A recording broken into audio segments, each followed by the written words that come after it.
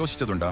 அம்பிகையின் உக்ர சக்தி வடிவமான வராகி அம்மன் ஏன் புல்லரிக்கும் இரவு நேரத்தில் மட்டுமே பூஜை செய்யப்பட வேண்டும் என்று? இது வெறும் சடங்கல்ல, இது ஒரு அவதாரத்தின், ஒரு சாபத்தின், ஒரு வாக்குறுதியின் கதையாகும். இது நடந்தது திரேதாயுகத்தில்.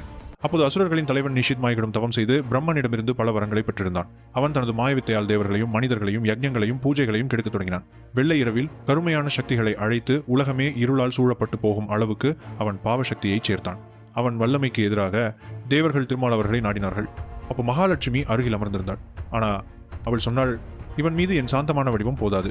இவன் அழிவு பெற என் உக்ர சக்தி வெளிப்பட வேண்டும். ஆனால் அந்த வடிவம் இரவில்தான் பூரணமாக இயங்கும். திருமால் சிரித்தார். அது உண்மையே, உன் அந்த உக்ரசக்தியை பிறப்பெடுக்கட்டும். இருளின் நடுவே நீயே நீதியின் ஒளி. அவ்வாறு பூமியை தாங்குமுறாக அவதாரத்தின் சக்தி மற்றும் லட்சுமியின் உக்ரசக்தி ஒன்று சேர்ந்து புதிய வடிவாக வெளிப்பட்டாள் வராகி அம்மன். அவளது கண்கள் எரியும் அக்னி போல சிவந்திருந்தன.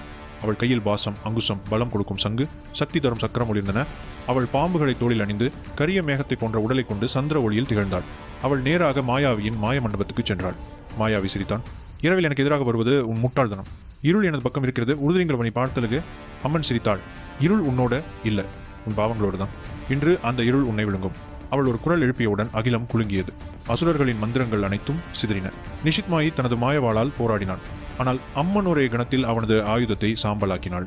பின்னர் தனது கரிய சக்கரத்தை அவன் மீது வீசினாள். அவன் உடல் துண்டாக விழுந்தது. ஆனால் அவன் ஆத்மா இன்னும் கரிய மேகமாக உயர்ந்தது. அவனது ஆத்மா சாபம் விட்டது. என்னை வீழ்த்திய இந்த சக்தி பகலில் எவராலும் காணப்படக்கூடாது. இரவு நேரம்தான் உன் வலிமை. பகலில் உன் பூஜை நடக்கக்கூடாது. அந்த சாபம் ஒருவிதமாக தெய்வீக விதியாக மாறியது. அதன்பின் வராகி அம்மன் பூஜை இரவு நேரத்தில் மட்டுமே நடைபெறும் ஆன்மீக சடங்காக உருவானது. அதனாலதான் இன்றும் வராகி அம்மனை அருளும் காக்கும் ஆபத்திலிருந்து மீட்கும் தெய்வமாக கருதி இரவு நேரத்தில் தான் அவரை வழிபடுகிறார்கள்.